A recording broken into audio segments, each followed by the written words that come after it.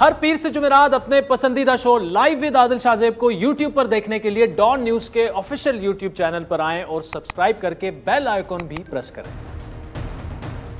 चौधरी साहब, जितनी तेजी से तालिबान अफगानिस्तान में बढ़ते जा रहे हैं, उतनी तेजी से वहां इंटरनेशनल प्रेशर जो है वो हम पर बढ़ाने की कोशिश की जा रही है कि पाकिस्तान तालिबान को सपोर्ट कर रहा है। कल यूएस स्टेट डिपार्टमेंट के तर्जुमान ने एक दफ़ा फिर पाकिस्तान में मुबैना हाइड आउट्स की तालिबान की बात की।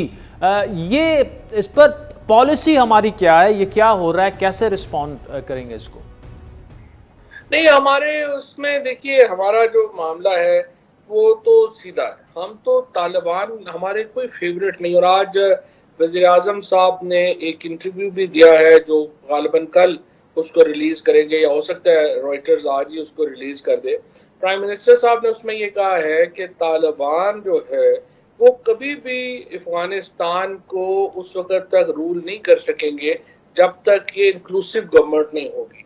और उन्होंने तालिबान को ये मशवरा दिया है कि अगर आप इस तरह से कब्जा करना चाहते हैं काबुल के ऊपर, आप नहीं कर पाएंगे, क्योंकि फिर बाकी सारे धड़े खिलाफ हो के आपके खिलाफ लड़ना शुरू कर देंगे। तो पाकिस्तान का मौक़िफ़ तो यही है कि इंक्लूसिव जो है वो होना चाहिए, और उसके लिए हम अपनी एफर्ट्स कर भी रहे हैं। दोहा में भी है, इसके बाद एक रीजनल कॉन्फ्रेंस भी होने जा रही है।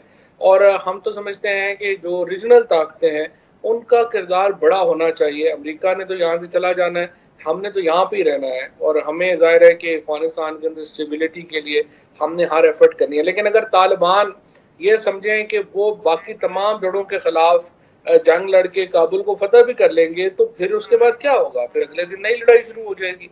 तो ये इसका कोई फायदा नहीं है इस पॉलिसी।